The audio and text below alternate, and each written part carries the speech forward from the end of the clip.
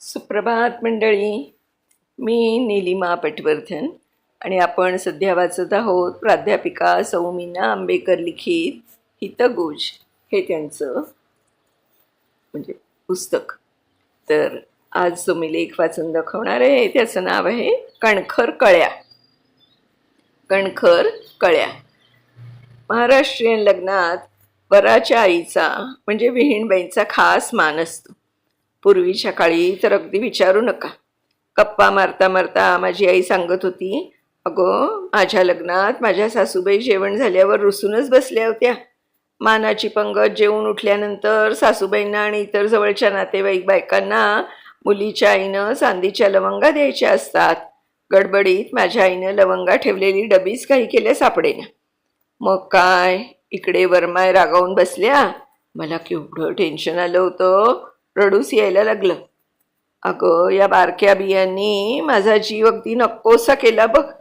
या लवंगा माझं मन एकदम त्या ग्रंथालयात घेऊन गेल्या आणि मी आईला सांगू लागले, अगं आई या लवंगा म्हणजे काही बिया नाहीत बरं का, मग असतील वाळकी फळं. आई म्हणाली. मी म्हटलं, अगं या लवंगा म्हणजे न उमललेल्या फुलांच्या इवल्याशा पण मजबूत कळ्या. सुरुवातीला फिकट गुलाबी, मग हळूहळू तपकिरी आणि मग गडद तपकिरी रंगाच्या होणाऱ्या आणि त्यांच्या इवल्याशा जीवात दमदार अशी द्रव्य आहेत बरं का.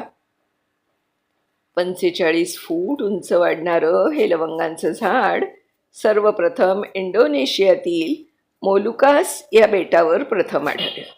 म्हणजे तेच त्याचं जन्मस्थान. आणि मग ते इतर देशात लावलं गेलं. झाडाचं खोड पांढरट असून पानं लांबट, गोल, गर्द हिरवी चमकणारी असतात आणि फांद्यांच्या टोकाला 3च्या गुच्छाने ही लहानशी फुलं येतात. लवंगांचे गुच्छ किंवा समूह असलेल्या या कळ्या फुलं उमलण्यापूर्वी हाताने खुडली जातात आणि मग वाळवली जातात. मसाला, पुलाव, सूप, चिकन रस्सा, बिर्याणी या सर्वांना स्वाद आणि झणका देणाऱ्या एवढीच मला या लवंगांची ओळख होती.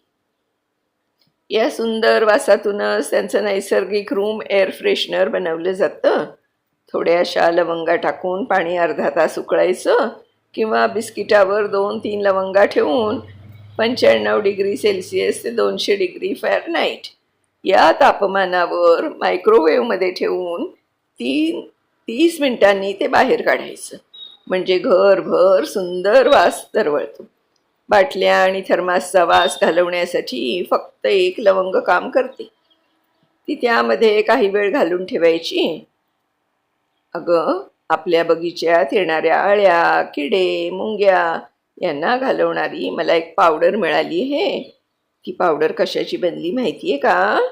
मिरी पावडर आणि लवंगांची पावडर अर्धा चमचा घ्यायची. ती 1 कप पिठात मिसळायची. सर्व कीटक अदृश्य होतात आणि आपण केसांना लावतो त्या मेहंदीच्या पाण्यात चहाबरोबर अर्धा चमचा लवंगांची पावडर टाकली की चक्क केसांचं टॉनिकच तयार होतं. लोकरीचे स्वेटर, शाली, जॅकेट्स यांना भोकं न पडू देण्यासाठी काही लवंगा एका छोट्या प्लॅस्टिक बॅगमध्ये घालून सील न करता हँगरला लावल्या तर सुपर वॉशमनचं काम करून भोकं पाडणाऱ्या किड्यांना त्या पळवून लावतात.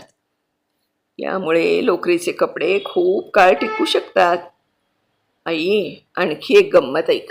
अगं दारूचं व्यसन असणाऱ्यांनी म्हणे 2 लवंगा चघळल्या की त्यांची दारू पिण्याची इच्छा कमी होऊन ते व्यसन सोडण्यासाठी लवंगांचा उपयोग होतो. लवंगांचा हा चिमुकला जीव डॉक्टरांच्या अत्यंत विश्वासातला आहे बरं का. लवंगांपासून बनवलेलं तेल हिरडी आणि दातांच्या वेदना घालवण्यासाठी वापरतात. त्या लवंगात असलेलं युझेनॉल हे सारं काम करतं. दंतवैद्य तोंडातील भाग बधीर करण्यासाठी किंवा रूट कॅनल निर्जंतुक करण्यासाठी या तेलाचा उपयोग करतात. या तेलाचे 2 थेंब पाण्यात टाकून ते प्यायल्याने उलट्या थांबतात. अमेरिकेत केलेल्या आधुनिक संशोधनात असं आढळलंय की माणसाची पचनसंस्था सुधारण्यासाठी किंवा डायरियामध्ये परोपजीवी म्हणजे पॅरासाइट्स मारण्यासाठी लवंगांचा उपयोग केला जातो. जॅपनीज संशोधकांनी अँटीऑक्सिडंट्स शोधून काढले.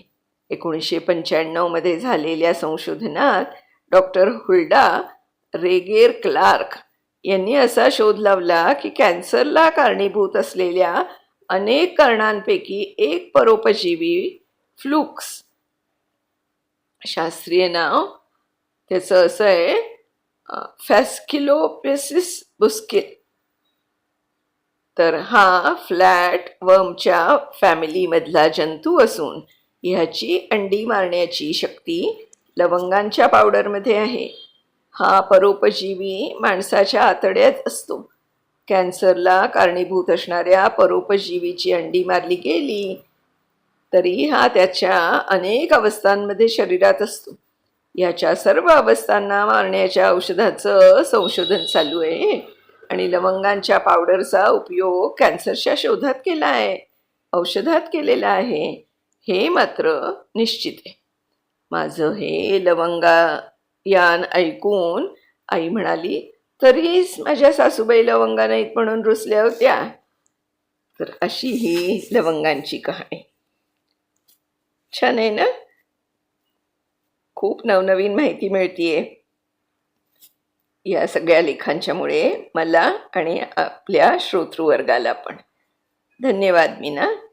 उद्या अशाच एखाद्या छानशा गोष्टीसह पुन्हा भेटूया. तोपर्यंत बाय बाय.